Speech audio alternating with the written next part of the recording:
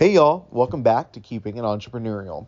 We are so excited to share this episode as we interview our dear friends and serial entrepreneurs, Lance and Rachel Blanford.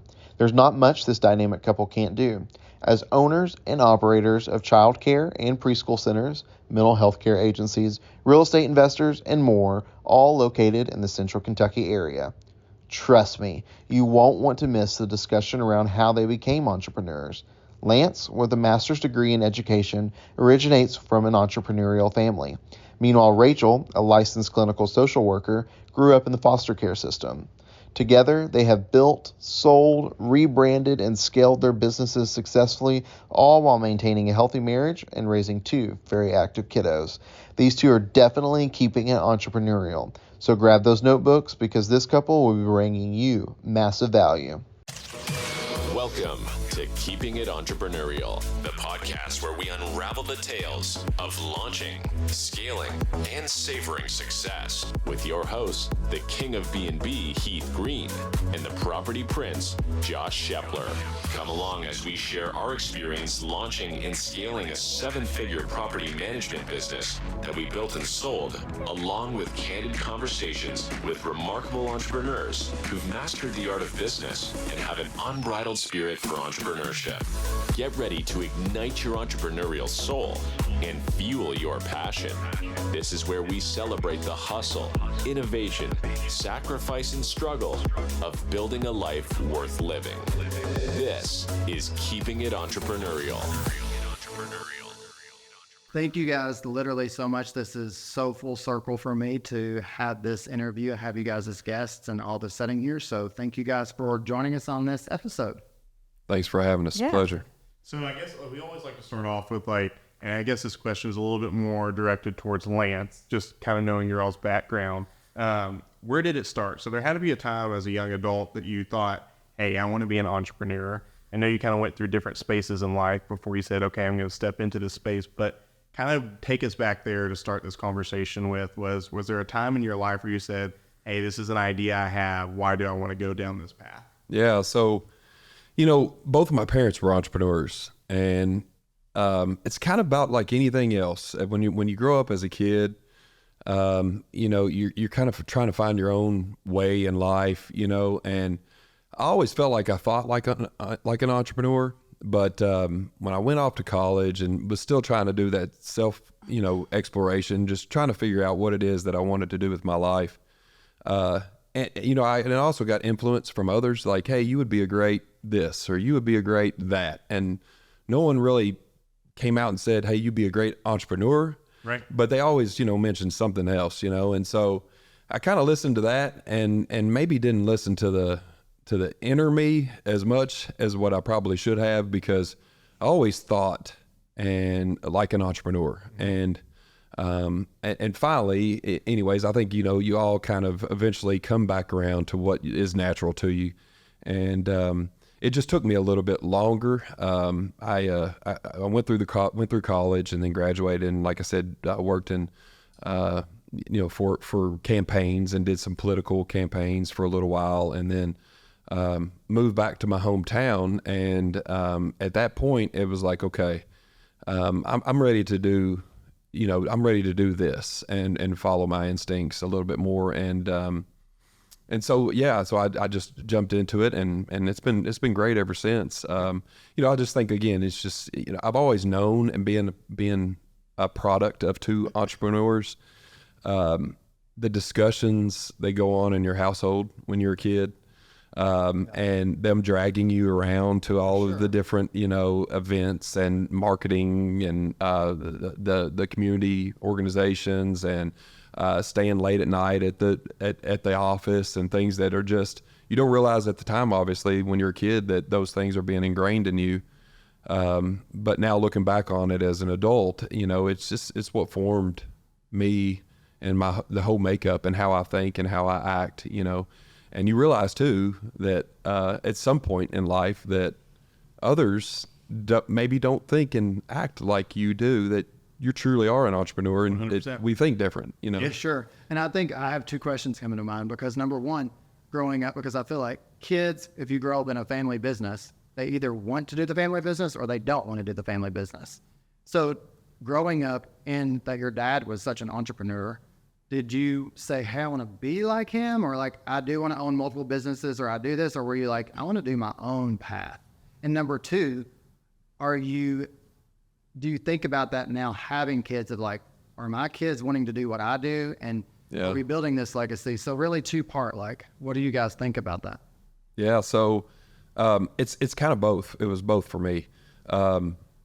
So my grandfather started one of the businesses, right? And then it passed down to my dad. Was that the skating rink? Yeah. Okay. Yeah. And so, he was a truck driver, and he retired from being a truck driver. And then he decided to, load kids up with sugar and put them on 8 wheels. You know, I always talk about that. And I'm like, why did you pick that and not go into bourbon or something? Rink, so I'm not hating. Right. Yeah.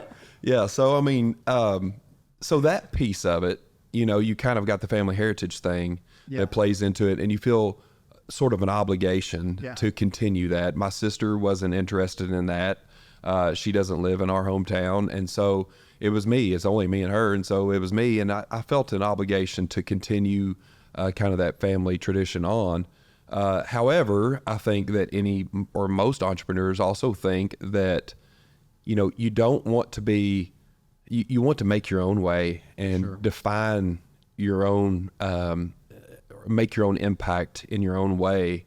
And so I knew immediately that, yes, I'll take this on as part of my family tradition, but what's my stamp on this, and where am I going to go, and what am I going to create and expand this family business model? And so we were able to do that, fortunately. And so I think it was both for me.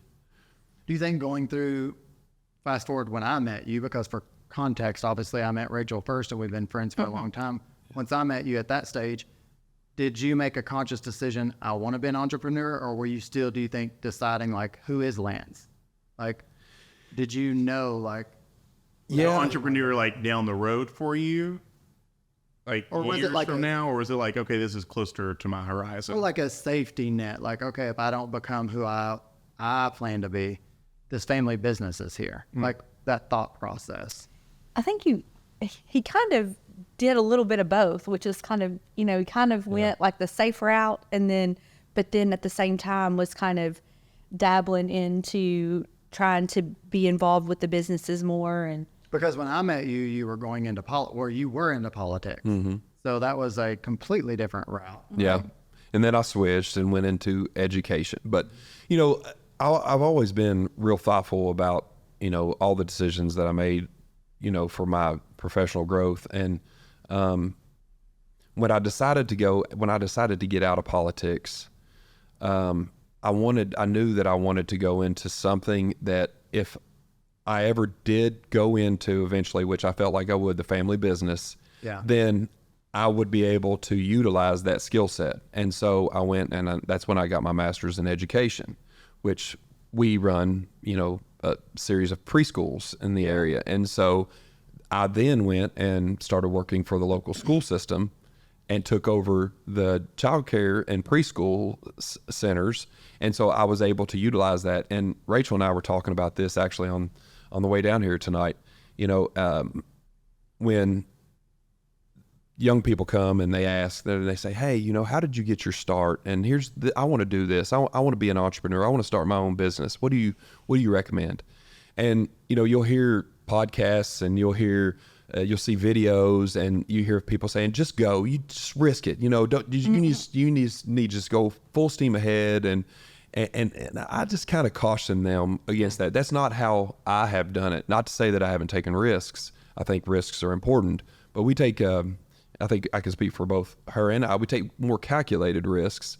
And I tell those young people when they come, I say, look, it's really easy to start a business when you have another income stream coming in, and then you'll know the right time to transition over into your business. And that's kind of the way it worked out for us, because my dad was still in the business and we were working on that transition. And so again, you know, I had a solid income coming in, and it allowed me to naturally transition into the business fully over a period of time. And so I think it's really important for those that are especially considering starting a new business You know, don't take calculated risks.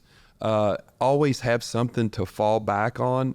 Businesses, whether you like it or not, can be extremely fickle, and you know, you want to make sure that your livelihood is protected. And here's the thing, and I mentioned this to her. You know, businesses may last for eternity. They may last for 50 years. They may last for 2 years. And at the end of the day, if you have a skill set or an education that you can always fall back on, that allows you to be, I think, a better entrepreneur, because you can take a little bit more aggressive risks at times, because you know, if this all fails, at least I have this fallback point, you know?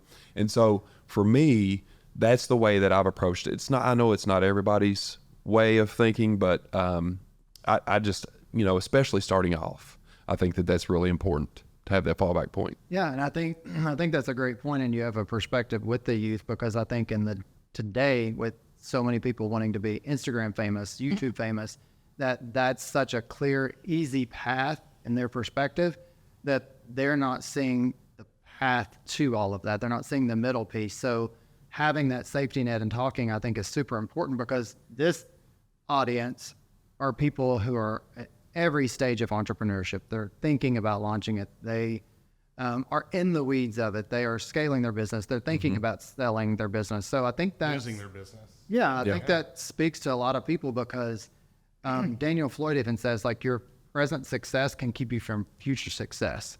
And I think that's so important, because sometimes when you're young, you don't have anything to risk. You don't think there's anything. But once you've reached a certain status, you don't reach for new goals, because you have so much to lose. And so it keeps people from that next level. So I think risk, and when you talk about entrepreneurship, is part of it at the beginning, the middle stage, and at really every stage of it. It's just, what are you willing to risk? That's right. Yeah. Like, at any point of it, it has to be worth it. And I think that's the question. If you're young, you're old, you're 85 launching a business, is the risk worth it? Right. And I think that's different for everybody. So for you and you guys, you made that conscious decision. You had to feel financially stable in order to take the risk. Right. And, you know, and it happened to be, you know, everyone's life is different. They're in different situations. It happened to be the time where we had our daughter who was young. And so, you know, you've got that weighing on in the back of your mind of, you know, if I still have to have something to fall back on to support my family. Right. And so I felt like that was the most important piece. And Which could either hold you back or push you forward. Yeah. right. I think, Because you had a big why. yeah, I think for us, it really was, you know, one of the things that I always said is kind of our safety was we never took an income from the businesses. Like, we really tried, anything that we earned went back into the business. And all along we had our own things. Like, you know, I was working another job, or I was doing therapy. He was working at the school. So we never really, like, we were just investing everything Which, back you know in. what, that's so important that you say that, because there's probably somebody listening now, and we've been there, we did the same thing. In that middle part where you're like, you know what, I'm hustling, I'm working nights, I'm working all this. You're seeing people drive the Range Rovers, you're doing all this, and you're like, you know what, but I'm putting in 60 hours a week. I'm putting in 100 hours. Yeah. Like, when is this going to pay off? Like, for you guys, how did you get through that, where you're like, you know what, every dime we're making is going back into the business? Because that, to me, is a massive part of entrepreneurship. And what was the why behind it? Like, why pour back into the business instead of take for you personally and your family in the instant moment? Yeah. So for us, you know, I had to purchase the businesses from my dad. And so Which could be different than what people think. Right, you know, and so when I was looking at that, I was like, okay, I have now not only the cost of normally doing business, but I also have the cost of paying my father off for the business, right? And so my main goal was, okay, let's get in a position where it's financially just makes sense for us to take anything from the business, and let's knock that down. As far as paying my dad off, knock that down as much as we possibly could, to where we got the business to a point where, okay, now we can start taking a little bit from it. And that's the scary thing about it is I think it's different for everyone, you know, and depending on what business you're in. Yeah, and what kind of lifestyle What you want to live, right? And, you know, we were very conservative right out of the gate. And do you think that's equally, you were both conservative on the same page, or was there times where one was like, hey, I want to use more than the other? Or do you feel like you guys were always... I'm much more of a spender. I will admit that. Like I'm one that is kind of like, oh, it'll be all right. It'll come, you know, it'll be fine.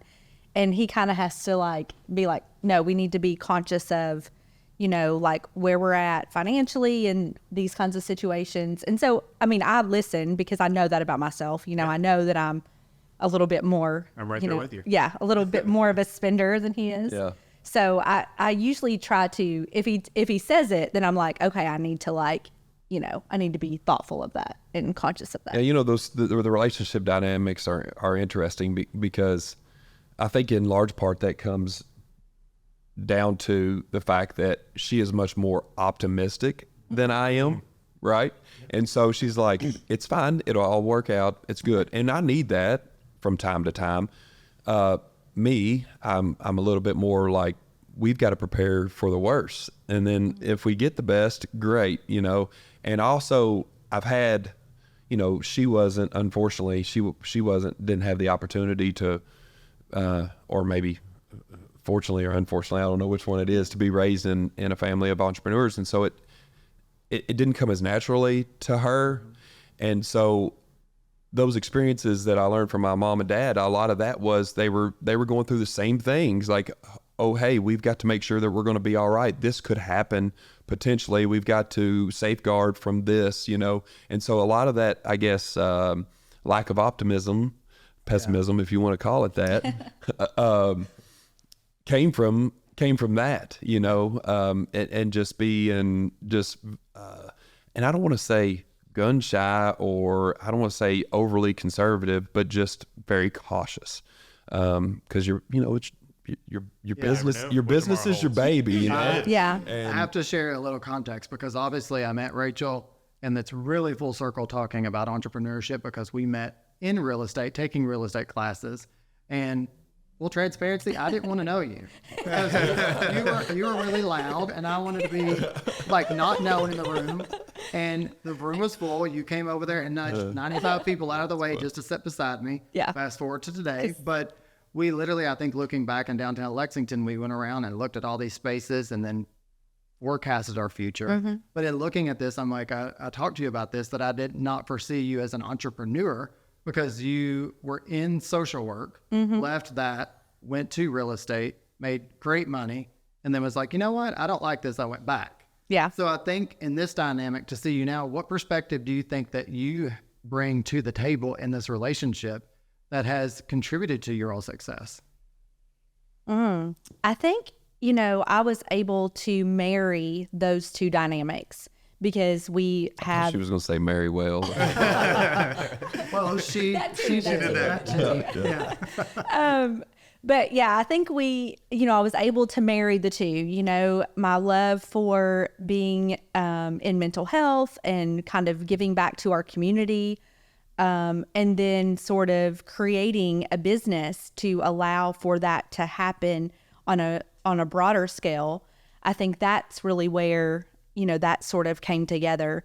We always talk about this, and I tell everybody this. I'm like, if it wasn't for him and the business piece, like I'm the one that's like, oh, can't we just do that for free? Like, isn't that okay? Like, yeah, you know, cause I'm very much am the, you know, like the people like, and not that he's not, but he also has more of that entrepreneurial like perspective and, you know, understanding like, well, we can't help all of these people if we don't have a business and we don't have the funds to be able to fund that business. So yeah. I think that's really kind of been a good thing for us. Like, you know, he's done that piece, and I've, you know, kind of been able to keep all of those things together in terms of the, you know, my love and passion for social work, but also kind of allowing for us to do it in a way that is, you know, more of that entrepreneurial. So it kind of feeds his piece too. Yeah. Because like knowing you guys in this whole journey, you've always been driven and ambitious, and you know exactly where you've been going. But I see Lance, and his perspective has been living at more of a big, abundant life that you probably have always been. In knowing you guys, like, what are you chasing? And has that been a struggle, like, that you want a big life, but maybe he wants a bigger life than you do? Or when is enough? And I think that's a conversation that we have that as all the time. Yes, yes. And then I think probably people listening could relate to that, is that, you know, you bring different sets of skills to the table and visions for your life. But I think you guys have meshed this like beautiful vision for your life. But I think that's a conversation everybody wants to know and wants people to have that's in this field and entrepreneurship, is like, what is enough for you guys? Yeah, you know, that's a difficult question. I think that, and I think it's changed. It changes with age, about like anything, right? And I think when I was a young man, I had no limits of what I wanted or what I felt like I could achieve, and where I wanted to go, the grand ideas. And as I age,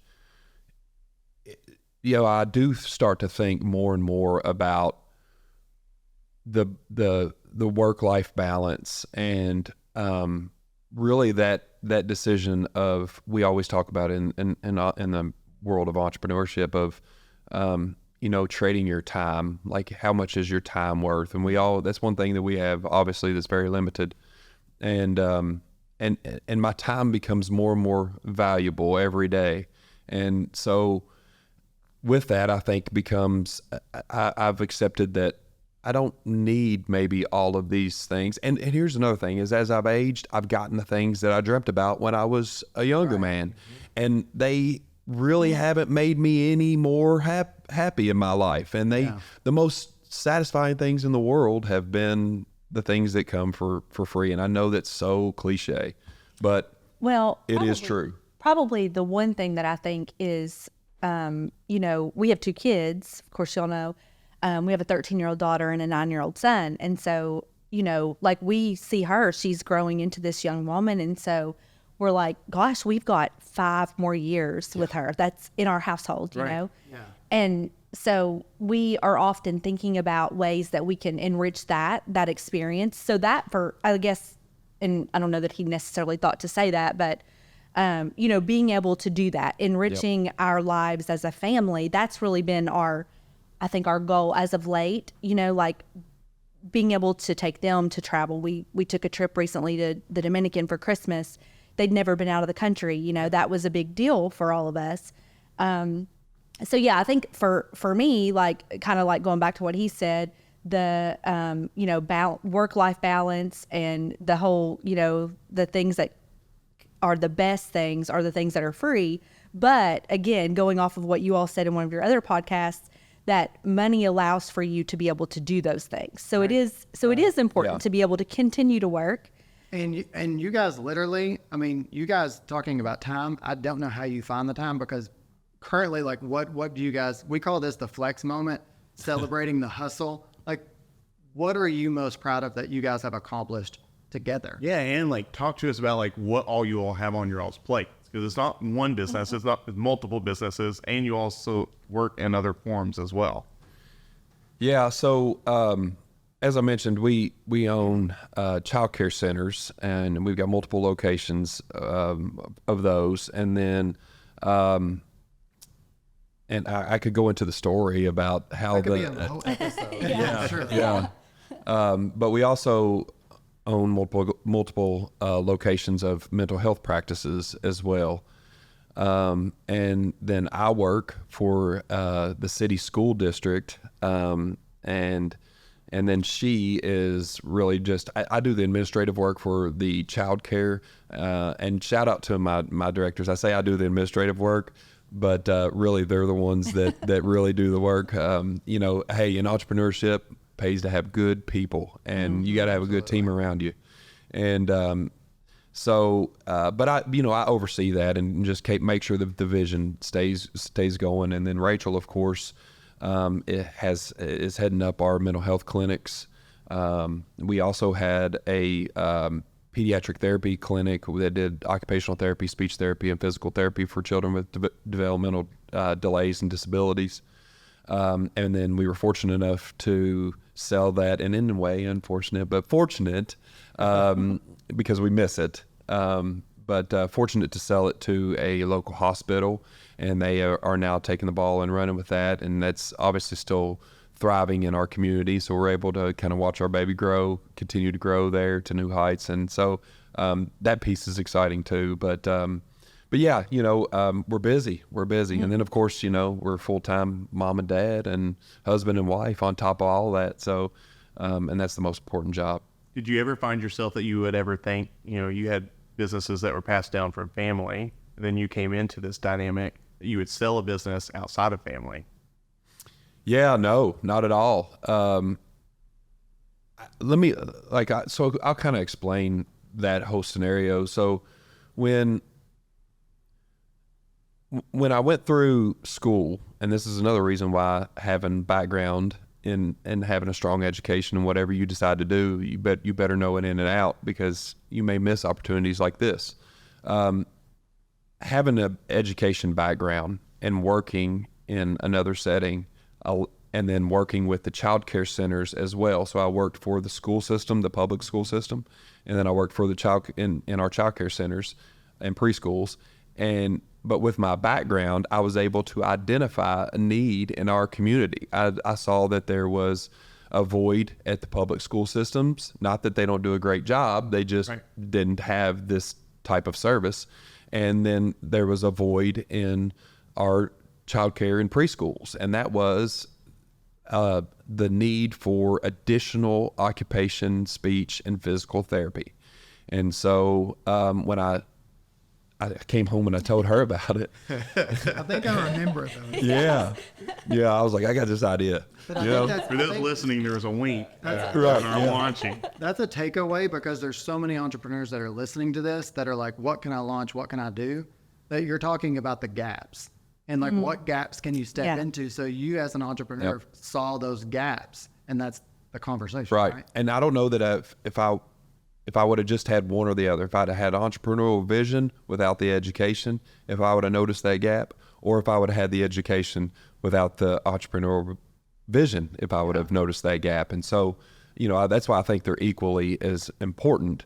But that's what led me to start that business. And mind you, I had no experience. Now this is where maybe education is not as important, but when you have a good idea and you feel like it's going to work, and you take your and you're determined, you do your calculated your calculations, then you take your risk. I dove in head first and had no idea what I was doing, but was able to figure it out on the fly. And it took a lot. It was a lot of hard work and sleepless nights. And, I talk about, she's a mental health therapist, but there for a period of time, she was more my mental health therapist than my wife. Yeah. And, but it panned out. And we were in like a unique situation where I had a really flexible job.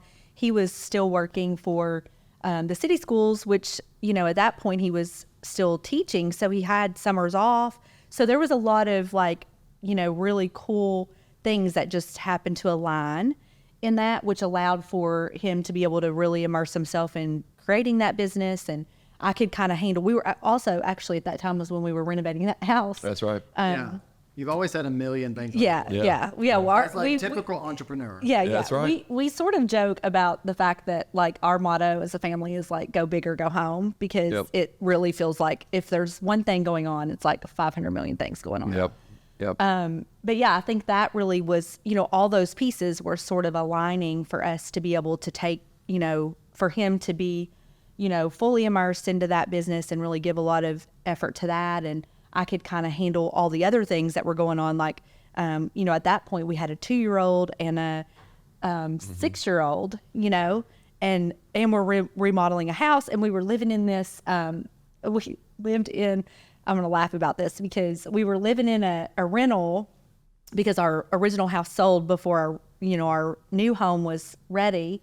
And so the kids were sleeping in a closet because there literally was like, no other place for them to sleep, because we're like, Bardstown doesn't have. Talking about sacrifices. Yes. Yeah, we don't have a lot of, we're from Bardstown. We don't have a lot of opportunity for, like, there's not a lot of rentals available there, So we just happened to have a friend that knew a friend that had this, place. And so we were able to slide in there, and it was an interesting time in our life. But so in looking at like those gaps, like what made you say yes to those opportunities? Because you said a lot of it was like, no, there's a big risk. You had a family, you had all these things going on. You saw the gap, but like what behind it really was like, you know what? I want to step into this one.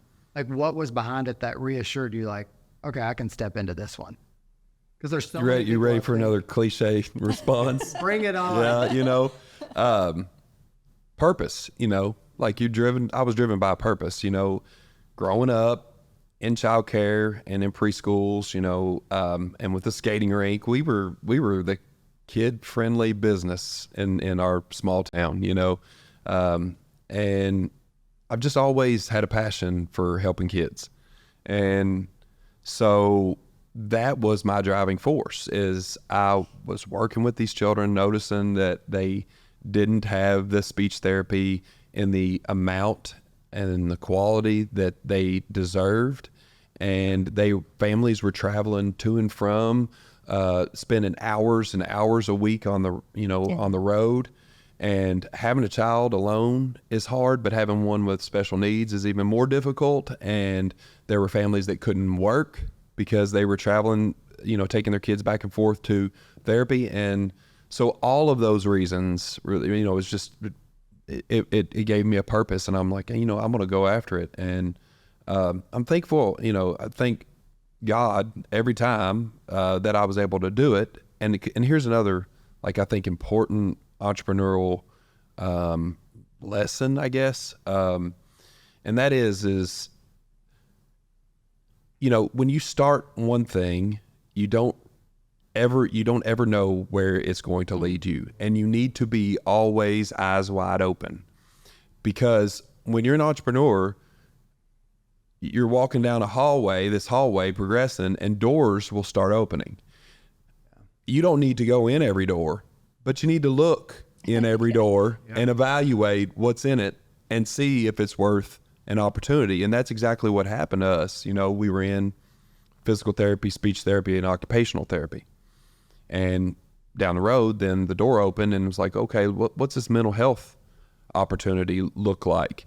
And we were able to open that door. So I started that portion of of our business, and had just really gotten it up, started to really, I don't even know if we hadn't hired our first therapist or nothing. I just got a licensure. That's right. Yeah, because I was the first therapist. That's right. I was that person. Yeah, that was me. Well, and that was kind of, we had sort of this idea. I was working for a business that I had this super flexible schedule, and got paid very well. And it makes sense now why at that point I ended up getting laid off, because the funds for that business probably weren't there. So anyway, when that happened, I had just gone and gotten approval. So I'm a licensed clinical social worker, and I had just gotten state approval for me to be able to work towards my licensure. So we originally are CSWs, and then we have to do a couple years to get our license, like to be fully, able to operate on your own. And so that had just happened, like literally like less than a month before we find out that I'm getting laid off. And so at that point, Lance is like, well, what are we going to do? What are we going to do? Because I carried our health insurance also. And, remember, we've got 2 little kids. So we're like, oh my gosh, he starts calling all of his contacts and trying to figure out, like, okay, how are we going to like navigate this? And so it ends up happening that he's like, well, just come on and do the clinic. Like, you come on and you run the clinic, because you're the mental health therapist, and we're not the same discipline as OTPT speech, but we work a lot alongside of those disciplines. And so he was like, this would be a great little transition. You can do that, and then I'll just go back into the school system, and then that way we'll have health insurance. And just so happened that position that he still has, kind of came available. And, you know, some people were like, oh, it's all hard work. And it is a lot of hard work. You know, being an entrepreneur, starting your own business is a lot of hard work. But there's also a lot of things that, like, you have to almost have some good luck to go along with that, you know, like the right opportunities. And, you know, for us, we were like, gosh, could this have been any more like perfect for our scenario? And so that's when I went in and started running the OTPT speech, and then, of course, mental health. And then we started adding therapists for mental health. And then that opportunity came open for us to kind of expand that, just sort of like blew open. Yeah. And so, so we were like, okay, well, we can do both. But And then, I think that's momentum too. Like entrepreneurs, like you just have to go in a direction. And when you start in that direction, it will give you momentum for the next step and the next step, because every door, like you said, is going to lead to the next. But if you're not willing to take that first door, you won't ever see the door all the way down the hallway. That's Exactly. right. That's exactly right. Yeah. Yeah, you have to be aware of your surroundings and the opportunities that are kind of going around. And like you said, the door might not be worth walking through, but you have to evaluate and you have Yeah. to look within, Right. and kind of say, hey, is this an opportunity? Yes or no. So I guess too, there's a lot of people that are either couples, or they're working with family members and that kind of thing. Describe how you maintain a healthy balance between your personal relationship and the demands of running a successful business. But also, are there any specific boundaries or rituals that you have established over time to separate both personal and business? This is like a Miss America question. Oh my gosh, straight from Miss America. Yeah, it was really, really hard in the beginning. Like when we first kind of merged, when I came on board and he was sort of trying to transition out.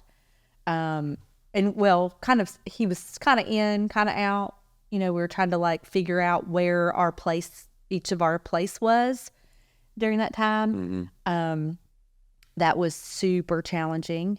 And I think we've really kind of perfected that much more now. I think at one point we were like, okay, we've got to just like, you do your piece and I'm going to do my piece. And then those things really kind of didn't overlap unless there was sort of like, you know, questions or, hey, can you help me? Sometimes it's like, When you would identify points Yeah. of strategically, you would identify points of collaboration, you know, and that's a lot better when you have defined roles, you know, Yeah. yes. you know, and because then you don't have to worry about, I don't have to worry about what she's got going on. I mean, Yeah. you know, I do Right. obviously because she's my wife, but she's got it covered. I got my piece covered. And then really the bulk of our conversation is, here's how we can do this together. You know, here's how these pieces fit. And I think a lot of vision, Yeah. you know, a lot of the vision conversation, we find ourselves, because we both really like that. And with vision, it's not, obviously it's just a vision. It's not anything concrete. And so it doesn't have as much weight to like something like, did you remember to pay the bill? Did you, you know, did you Or why is analyze this that not- report? You know, Why is this whatever. not happening? Why Because did it's this not Yeah. all like that's on TV though. Like you set these big visions and you're like, okay, we're going to go out and drive these Rolls Royces in 2 years. It's all the stuff that we all have to do. Pay the bills. We have to mow the yard. Yeah. Yep. Clean the Yeah. pool. Yes. Yeah. I think that is probably one of the biggest sort of like, I don't know, I'm trying to think of the word that it is, but you know, like misconception of owning a business, you know. And I even remember when Lance first said, hey, I'm going to open this OTPT speech business, you know, and I was like, well, you're already really busy. And he was like, well, I think maybe I'll be able to set my own hours and I'll be able to do this. And we very quickly learned that you just work 24/7 in the beginning, you know? And I remember when I first took it over, I'd always worked for a company. I had never worked for myself, you know, except for that brief time when I was in real estate. But, you know, we worked under a broker at that point, you know? And so And you shopped a lot during that I did time. shop a lot. Yes, I did. So I remember sitting in my office and we had like the girls, the other therapists were in the back. And I remember one of the girls was like, the toilet stopped up. And I was like, oh, we need to call the janitor. Where's the janitor? And then I was like, oh my God, I'm the janitor. It's me. That it's moment me. as an entrepreneur, realizing Yep. you Yes, are the janitor. I am the janitor. Yeah. And so I think that for us, kind of back to your question, like we've just really like siloed our responsibilities. You know, he really handles a lot of the oversight of the daycares. I don't really get into that. You know, of course I listen and I'm willing to like brainstorm with him and communicate with him about those things that are happening there. But I don't get into the meat and potatoes of it. Same thing with the mental health clinics. You know, he asks questions and, you know, just engages with me about it and will give me advice if I solicit that.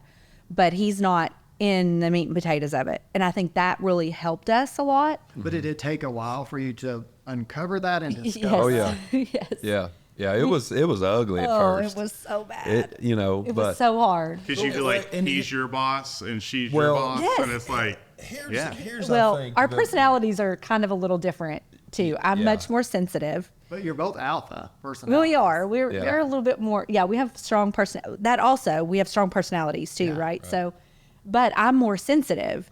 He's not sensitive at all. I'm right there with you. You know. Yep. And so, and he's really about like X, Y, and Z, and I am like a lot of gray. You know. Yeah. And so he would like be somewhat critical of what I would say critical. You were pretty critical at times. Of what? And just anything, you know, like, well, why didn't your this happen? decisions Yeah, or- like decisions, or like, you know, he would ask like questions that were sort of like, well, why didn't this happen? So then I'm like defensive, like, well, I mean, it didn't happen because, and he was like, well, that's like an excuse or something. Like, I don't understand. It's not, that doesn't make sense, you know? And then I would feel all flustered and get like upset and, you know, and also I didn't have that entrepreneurial background. So I already am pretty insecure. I'm much better now, but when we first started this, I was extremely insecure in my role as a business owner, you know? Yeah. And so it was like he was just tapping into that like every second. Anytime he would ask a question and I would be like, you know, oh my gosh, like you're so critical. And that created a lot of distress. Well, I think from your background though, like you were trained to think critically. And as an entrepreneur, sometimes we're not really trained to think a specific way.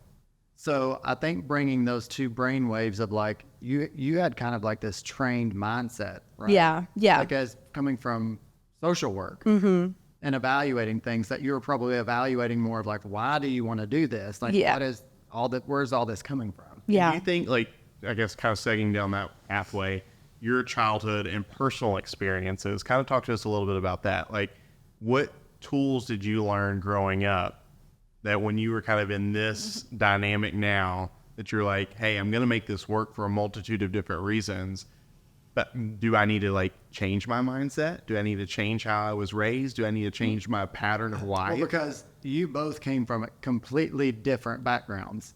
And I think that people need to hear that because obviously you don't have to be the same person to come together and create a business, right? Yeah, absolutely. You know, I always kind of joke about this. I'm like, you know, and this really is a very good way to kind of give an example of the differences in us. So he came from a family who was entrepreneurs, right? You know, I came from a family that my parents never even worked. So the fact that I am now running, you know, a business that has multiple locations, you know, that in itself, again, kind of going back to that level of insecurity, like, am I enough to be able to do this? You know, like, do I know enough? You know, I had to lean on him a lot to really like, you know, help me. And, you know, like when you're doing a business, it's sort of like, you don't know what you don't know until it like smacks you in your face, you know? So I had a lot of like bumping my head along the way. which was difficult for me to watch. Yes, that, because, you know, he's like, he was trying to give me a lesson, like tell me before it would get there. And I was You like, believed and saw what she was capable of. Oh yeah. But it was, you didn't believe in your own self. yeah, I didn't believe in my own self. Which is crazy because you're literally one of the most confident people I know. I think that's so funny because you're not the only person that said that. And people have said that I come across somewhat intimidating. And I'm like, oh my gosh, if people even knew like inside, like how insecure and like uncertain about some of the things decisions that I make, like I'm constantly like looking for him for like validation and like, hey, do you think this would work? Do you think this would be okay? It's like, I think this is the best time than ever to ask. Like, I've always wanted to ask though, like there's so many people that come from backgrounds or childhoods that you've experienced that don't become anything. Mm-hmm. Do you think it was a decision for you? Was it a mindset? Like, what was it that you made the choice to just do better?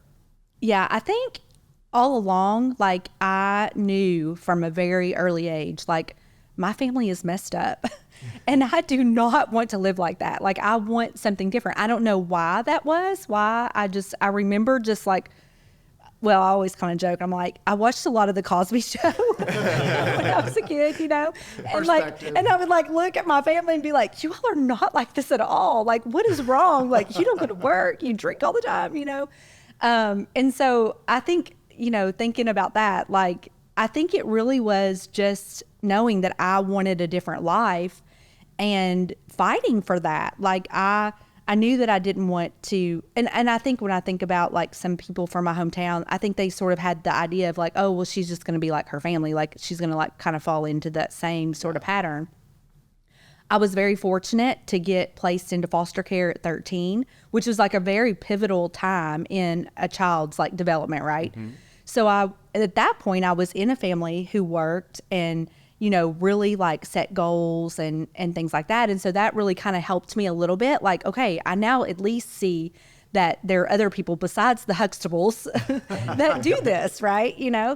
And so I think that really like catapulted me into like, okay, I want this life. Like I want to be able to, we didn't even have a car when I was a kid. Like we couldn't afford to buy a car, we couldn't. Was it like you said, the Cosby's, which Heath probably doesn't know. He's too young to even remember that show. So, but was it that vision that like carried you through, do you think? Or what was it that you're like, I want more, if you didn't have this visual representation of like what more was?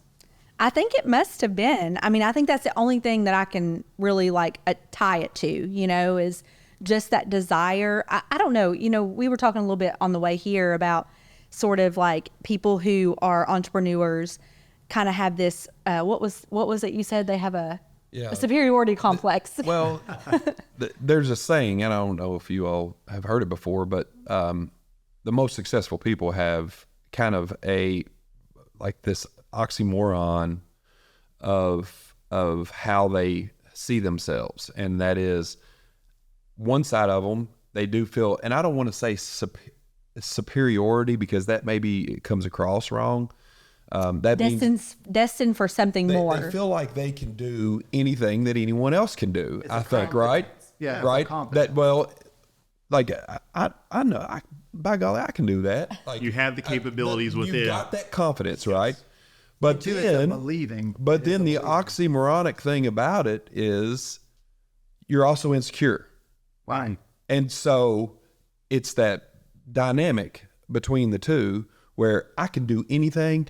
But man, I better not mess up. What if I do this? What if I don't? What if I fail? Blah, blah, blah. And so it's those two things that work together to really propel you and drive you. It's kind of like the, it's kind of like the engine and the wheels. You've got to have both of them to get where you need to go. Yes.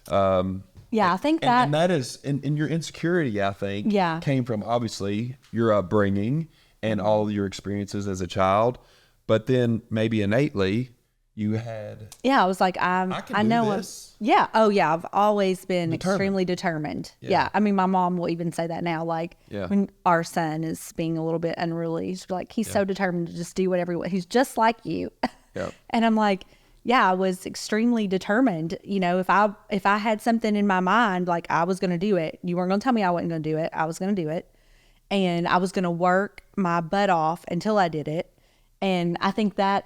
Probably just having that sort of dynamic of, wanting to be my best, wanting to kind of, I wanted to be more successful than my family, and just fighting for that, just wanting to like do bigger things. The big thing was I want to be able to like not worry about, you mentioned about taking toilet paper, I'm like, I wanted to be able to not have to worry about being able to buy toilet paper, right? Yeah. Like I want to, like, 'cause there were lots of times when we didn't have toilet paper. I'm like, I don't want to worry about that. Like I don't want to worry about, how basic needs. Yeah. Basic needs, And so You're I've, kind of coming from more of a scarcity mindset. yes. Yeah. And I think it's interesting though, because the conversation, some people listening that their kids could be multimillionaires in entrepreneurship, they could view your childhood growing up as a blessing because that could have catapulted you and gave you the fuel to do more versus do you guys ever wonder that you've created a life for your kids that could be very comfortable?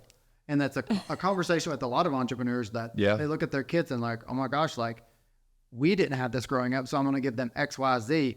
But is that going to hold them back or is that going to push them to become more? Or how does that balance? Or are there like things that you all do as a family to show them like, you know, if you work hard for something, this is how you reap the benefits of it. And like, let me show you what this looks like.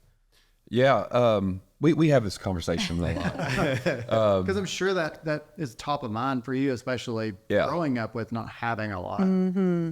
Yeah. And, you know, it's kind of, well, I won't say it's the opposite. But where she didn't have a lot, she really feels the need for our kids to have not necessarily material things, but just that and experiences. Yeah. Not to offer anything. No, like, Not to- yeah. well, Well, just exposure Christmas, to you know, different things. like Christmases, like that's a big deal. Or like, you know, Easter is a big deal. Holidays, you know, like those kinds of things. Like, you know, I didn't get those, you know, we didn't have, I mean, I can remember one Christmas that I got like 3 books, you know, that was my Christmas.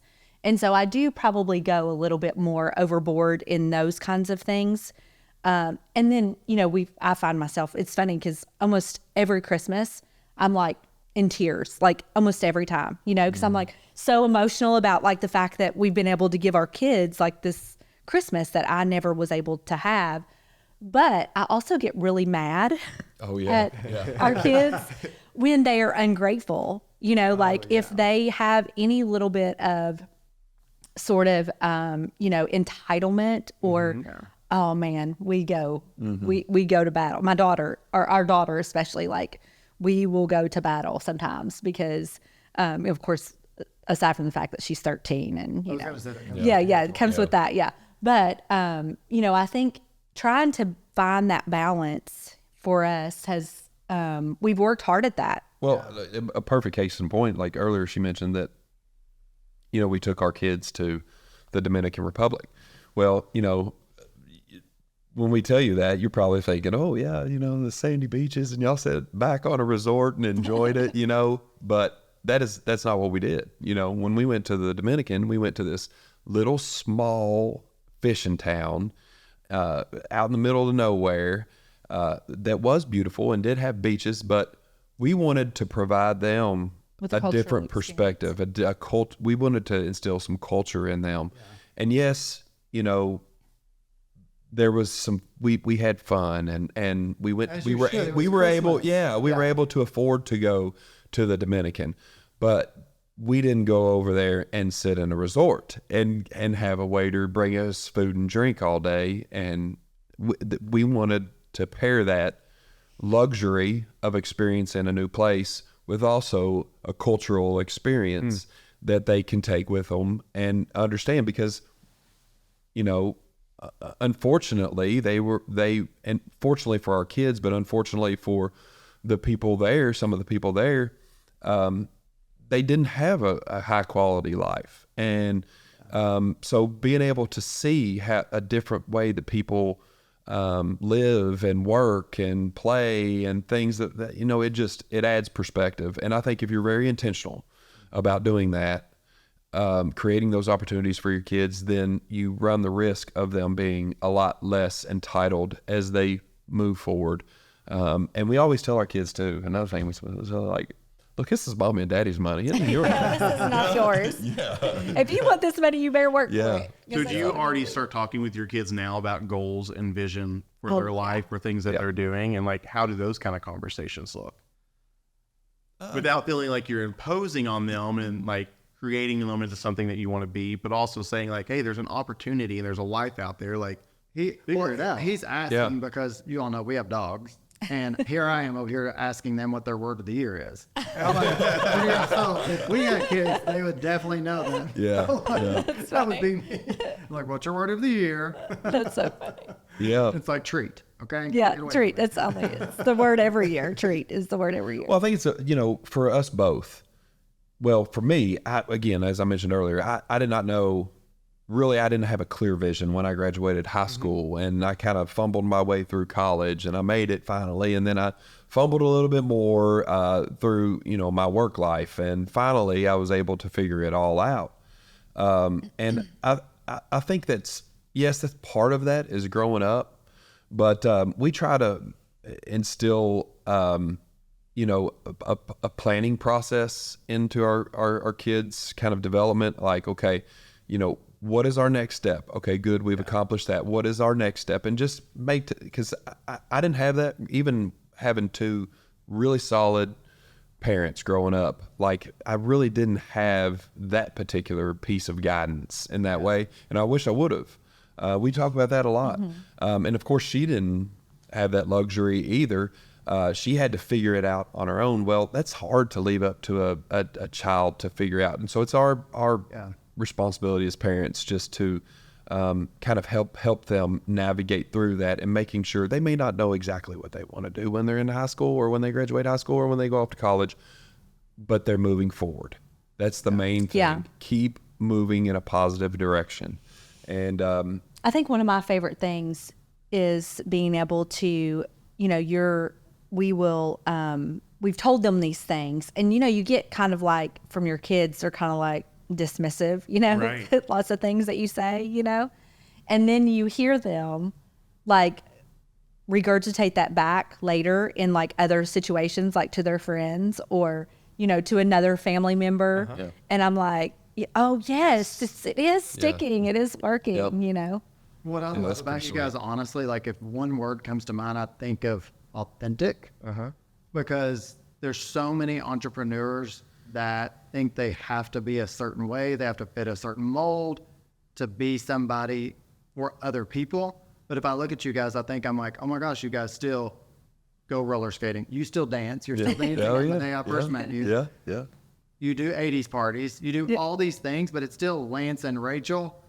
But you have built such incredible businesses. Like, talk to me about how you guys have, number one, been able to stay humble, because you built massive businesses. And number two, like just being authentic, like to who you guys are. Like, is there something that you all do, like a tool or practice, or like? I think it's just really, it's kind of been, it's just kind of comes, it kind of becomes natural, really. It's kind of it's just who we are. And I will say, I just had my 40th birthday. And Happy belated birthday. well, thank you. And Mine is coming up. I'm not happy. yeah.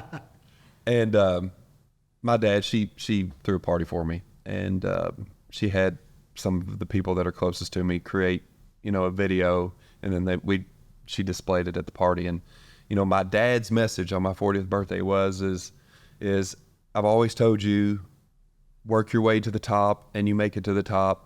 But just don't step on anybody on your way up there, because when you get there, you'll be lonely. And so that came from my parents, teaching me that.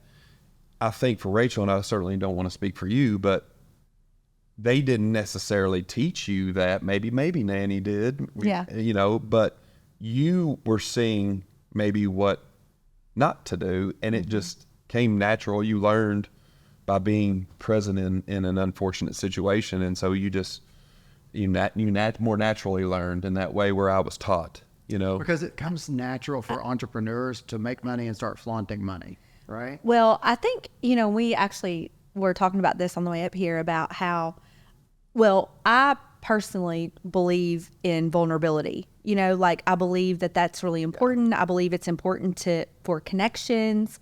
And so, I don't want to be somebody that I'm not. I don't want to try to pretend that I'm somebody that I'm not, because then that impacts my ability to have connections with people, which is the most important thing, right? What's the biggest lesson you've learned from being vulnerable?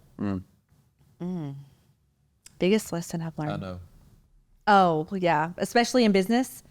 is like being vulnerable and then people taking advantage of that. I've gotten my feelings hurt a lot by being pretty transparent with things and then people kind of using that against me. And that has been very hurtful because I mean, I pretty much wear my heart on my sleeve. Like, you know, that has probably been the biggest lesson, is to not be so vulnerable. Choose who I'm being vulnerable with, I guess, instead of just being completely vulnerable at all times. Yep. And going back to kind of what you asked about the, you know, kind of the balancing that, you know, we have somebody, my hairdresser actually, had told me a story recently about somebody that had come to her who gets their hair done with her and was kind of like talking negatively about us a little bit. And, my hairdresser is actually a good friend of ours, and her husband is a good friend of ours, and so they're immersed in our circle. Shout you out know, to the hairdresser. yeah, that's right. Yeah, for sure. And so, you know, they know us in a completely different way. This person that was talking to her did not know us. They didn't know us personally. They knew what they thought they knew, right? The perception. Yeah, perception. You know, and so she told me about how she shared with them, like, oh gosh, if you really took time to know them, like you would know, like Lance is out here doing his Michael Jackson dance, and you know Rachel really doesn't care. Like I'm not packing around a Louis Vuitton or, you know, doing things like that. Like I want to live like a happy, healthy life, and it doesn't necessarily have to be full of material things. It's nice when you can buy those things, and I appreciate them. But yeah, you know, I think that's the hardest thing, is trying to balance not living up to what people think you are, and really being authentic, and just trying to hold true to that for us has always been really important, because I mean, I don't even know that I would know any other way to be, honestly. Like I think about that. And here's another thing is, do not get it confused or twisted.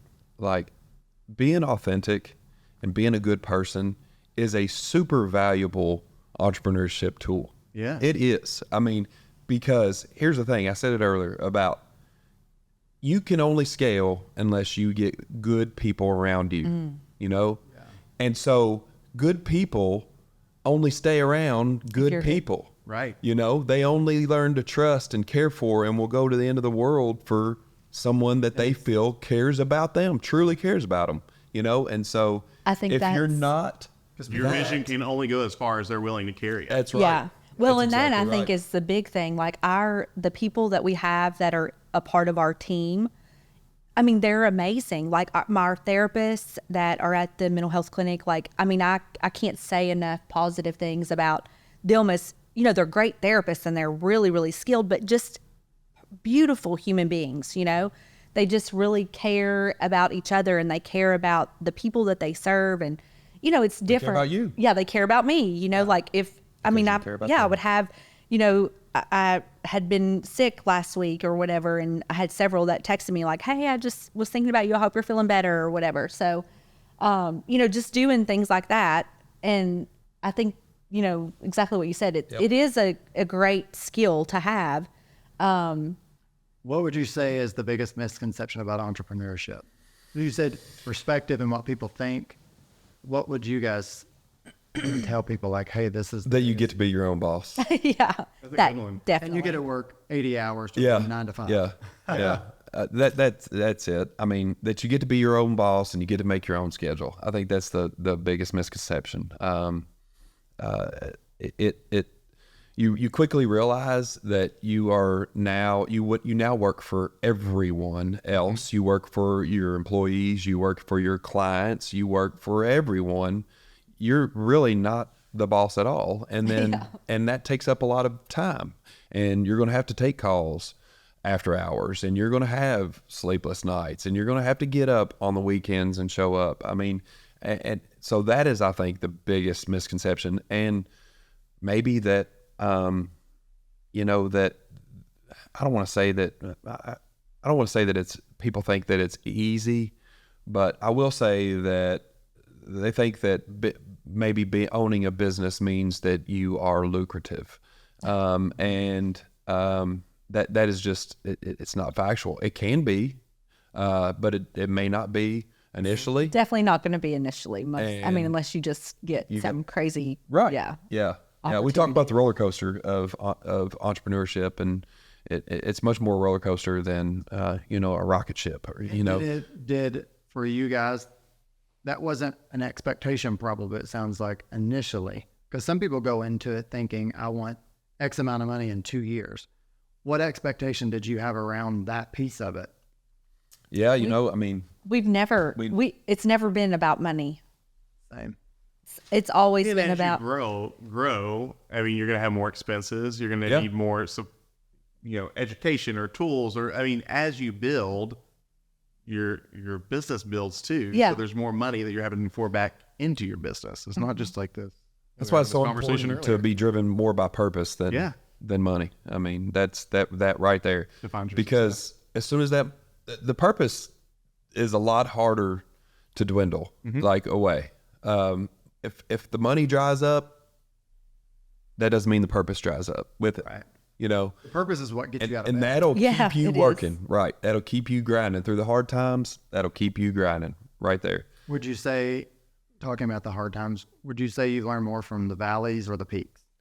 Oh, undoubtedly, the valleys. for sure. Undoubtedly the valleys. And for people that are in the valley now, Yeah, that are so- listening to this, She mentioned earlier where when she lost her job, it actually was a blessing in disguise. It was catastrophic. Oh my gosh, they laid her off. The whole division was laid off, 300 something people. And unfortunately she was one of them, and it disrupted our life. However, looking back on it, it was a blessing in disguise, but my motto has always been personally anytime a negative situation hits me, I always say, okay, I'm going to take this and it will not be a loss. I'm going to come out of this stronger than I was before every time. So, and so I set it up that way. All right. So how can I immediately bounce back to make this, or as quickly as possible, bounce back and be stronger on that? And it has worked out for me. I understand that maybe it won't work out for everyone, but it's worked out for me every time. yeah. Well, there's just a lot of people For us every time. that probably are listening that are in that, entrepreneurs who may have started a business, the business failed, at a new chapter, that think, I can't start over. What do you think has been one of the biggest lessons, like, from your failures or from those valleys, not necessarily just a failure? I mean, I don't really, I don't think you can really define it as a failure, right? Right. I mean, because you learned something through the process. So you've true. gained something.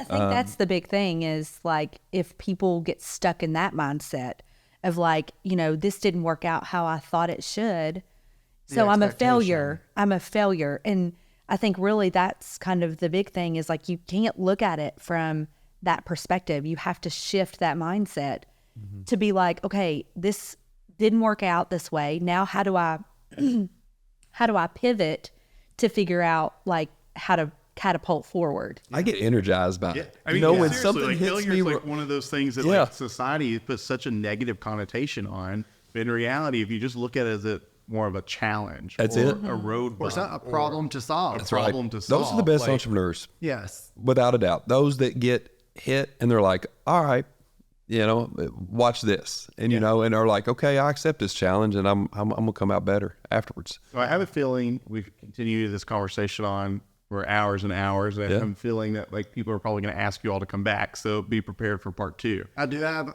one last question. one last Maybe question. two. One last questions. What is next for you guys? And 2, individually, what do you guys want to be known for? Apparently we're on the same wavelength because those are going to be my rapid fire. Yeah, that's at the awesome. end, so Like, what do you want to be known for? Making a difference. I think that's really, like, I want, like, when people say, like Lance and Rachel, like, they really cared about our community. They made a difference. And even not just in our community, but, we're affiliated with several other communities out throughout the state, and investing in the people who are there, and kids and families. And I think that collectively, I think that's what we would That's exactly right. I thought you were going to say it, but the grandfather, the retired truck driver that I mentioned earlier, that started all of this entrepreneurship. So you're going to be a truck development. driver next. Maybe. I don't know. He told me one time. He said you can make $1 and a difference at the same time. I love that. That has stuck with me, and it's kind of been, that's been my kind of motto, my driving force, our driving force. I just got lucky that I met someone that had the same motto as I. And I guess I have one last question for you guys. If there was one piece of advice that you could give your younger self, what would that piece of advice be? It's all going to be okay. Yes. It's all going to be okay. Definitely. Yeah, it's going to be okay. It's going to work out. You spend so much time like worrying about like what is going to happen, like I guess so much mental energy. And I think just, trying to make the best of every situation. Trust the process. Yeah, trust the process. Turn lemons into lemonade. Plugging the business eye. That's right. That's right.